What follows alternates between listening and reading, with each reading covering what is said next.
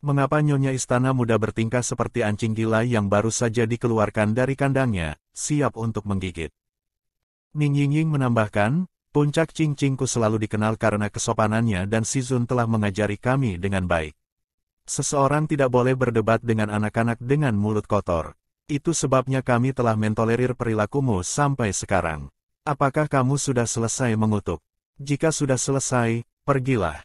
Jangan mengganggu waktu makan kami. Aku tidak ingin makan lagi setelah melihatmu. Kemudian, dia mengambil secangkir teh dari meja dan menuangkannya ke kaki orang itu. Nyonya Istana Muda menghindar, tetapi beberapa tetes teh memercik ke tepi roknya. Dia berkata, kau jalang. Kali ini, Ming Fan berhenti makan. Sambil melemparkan sumpitnya, dia tertawa muram dan berkata, jangan berpikir bahwa hanya karena kamu adalah putri Tuan Istana Tua, kami takut padamu. Bagaimanapun, kau hanyalah gadis manja ayah dan kau bahkan bukan dari generasi yang sama.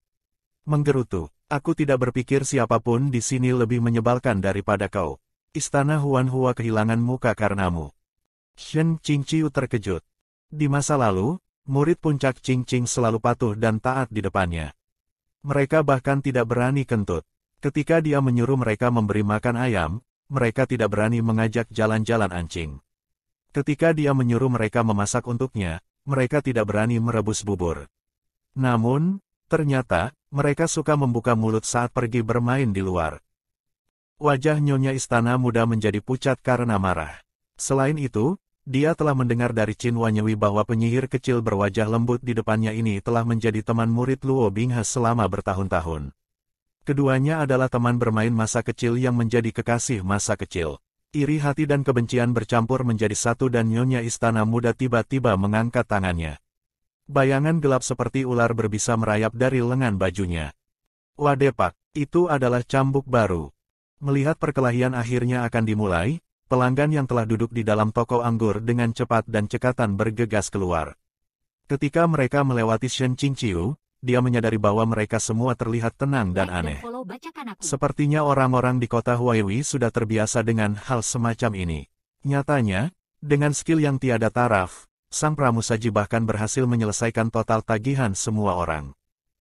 Nyonya Istana Muda, sebagai putri kesayangan Tuan Istana Tua, telah menerima banyak pelatihan seni bela diri. Senjatanya juga luar biasa sehingga serangan cambuknya sangat sengit. Adapun Ning Yingying, dia adalah adik perempuan bela diri junior kecil yang disukai semua orang di puncak Qingqing. Dia jarang menghadapi situasi berbahaya dan hampir tidak memiliki pengalaman tempur yang sebenarnya. Pedangnya terayun ke kiri dan ke kanan, tetapi terbukti bahwa dia tidak akan segera bisa menangkis serangan itu. Ming Fan ingin membantu, tetapi bagaimana dia bisa memasuki lingkaran tarian cambuk besi bermutu tinggi? Dia hanya bisa menyaksikan pertarungan itu dengan cemas. Ketika Shen Qingqiu melihat bagaimana keadaannya, dia mengambil daun hijau dari hamparan bunga di kakinya dan melemparkannya keluar. Daun hijau lembut, dipenuhi dengan kekuatan spiritual, bertabrakan dengan cambuk besi bermutu tinggi. Tanpa diduga, mereka semua mendengar suara menusuk telinga dari dua benda keras yang saling bertabrakan. Nyonya Istana Muda tidak memperhatikan sesuatu yang aneh, tetapi dia merasa tempat di antara ibu jari dan telunjuknya menjadi mati rasa. Cengkeramannya pada cambuk mengendur dan itu terlempar. Ning Yingying juga bingung. Dia baru saja akan mengayunkan pedangnya ketika dia melihat bahwa Nyonya Istana Muda tidak lagi memiliki senjata untuk memblokir serangannya. Khawatir dia akan menusuk Nyonya Istana Muda dengan pedangnya, Ning Yingying dengan cepat menarik pedangnya. Nyonya Istana Muda, bagaimanapun, sangat cepat bereaksi.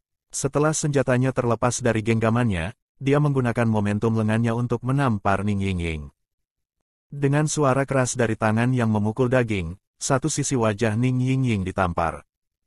Terkutuk.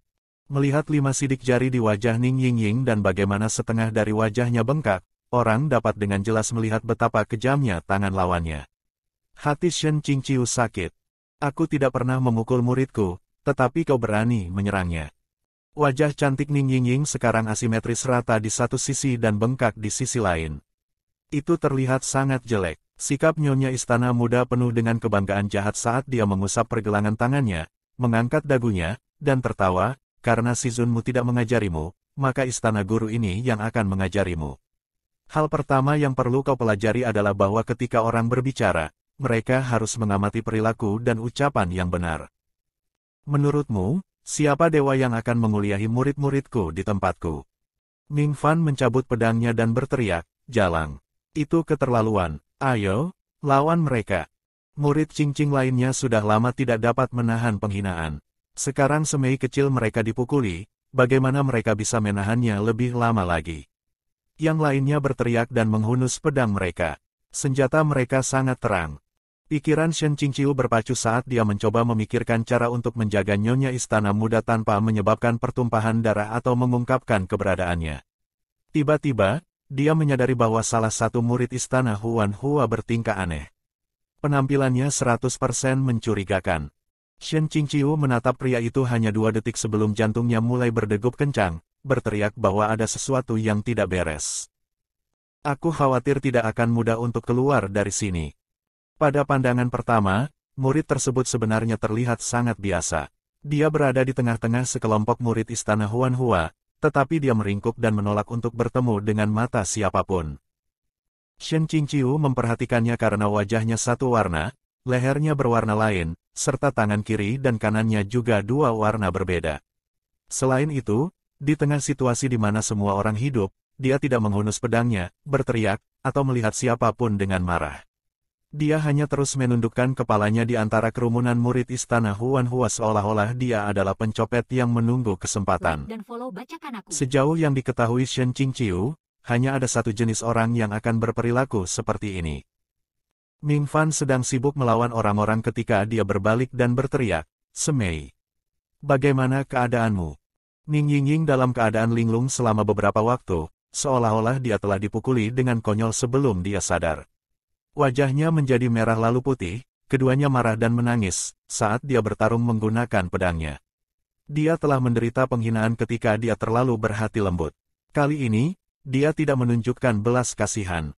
Di luar, di antara kerumunan penonton, Shen Qingqiu melihat seekor kucing tua dengan ekornya meringkuk di udara, dengan malas menjilati bulunya dan berjemur di bawah sinar matahari.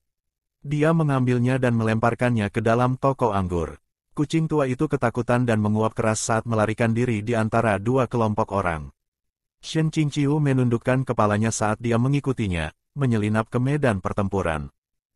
Ketika seseorang secara misterius memasuki ruangan, kedua sisi terkejut. Ning Yingying takut melukai orang yang tidak bersalah dan sedikit ragu untuk melanjutkan. Di sisi lain, nyonya istana muda sama sekali tidak ragu-ragu. Dia mengambil cambuknya dan mulai bertarung. Shen Qingqiu mengejar kucing tua itu, meneriakkan nama yang baru saja dia berikan. Ning Yingying tidak berani bergerak di tengah kekacauan ini. Anehnya, dia merasa seolah sikunya ditopang oleh sesuatu dan bahunya didorong. Pedangnya bergerak hampir tanpa dorongan darinya saat menari dan berkedip dengan cahaya keperakan. Tiba-tiba, terdengar suara keras tangan yang memukul daging 2 kali. Nyonya istana muda menutupi wajahnya, menjadi bisu dan membeku di tempat. Kedua suara ini lebih keras dan lebih jelas daripada saat dia menampar Ning Yingying sebelumnya. Baru saja semua orang di kedua kelompok melihat bagaimana Ning Yingying menggerakkan tangannya, menampar nyonya istana muda dengan satu tangan lalu dengan tangan lainnya, secara berurutan. Pada saat itu, semua orang berhenti bertarung seolah-olah ada kesepakatan bersama. Catatan penerjemah. Liu Qingge, si kapak telah tiba, Dasou yang berarti, orang jahat, orang kasar yang disewa, menggertak, bajingan. Saya pikir ini aneh tapi itulah yang dikatakan secara mentah. Saya kira itu karena Liu Qingge adalah yang mereka kirim ketika mereka perlu menggertak sekte lain. Karena beberapa sekte lain penuh dengan idiot. Luo Binghe, sekali lagi ada api di halaman belakang rumahmu. Hou Yuan Qihuo api di halaman belakang rumah seseorang, konflik yang terjadi dekat dari rumah. Saya pikir Shen Qingqiu sedang berbicara tentang apa yang disebut, anggota harem, Luo Binghe yang bertengkar memperebutkannya. Akhir chapter 42.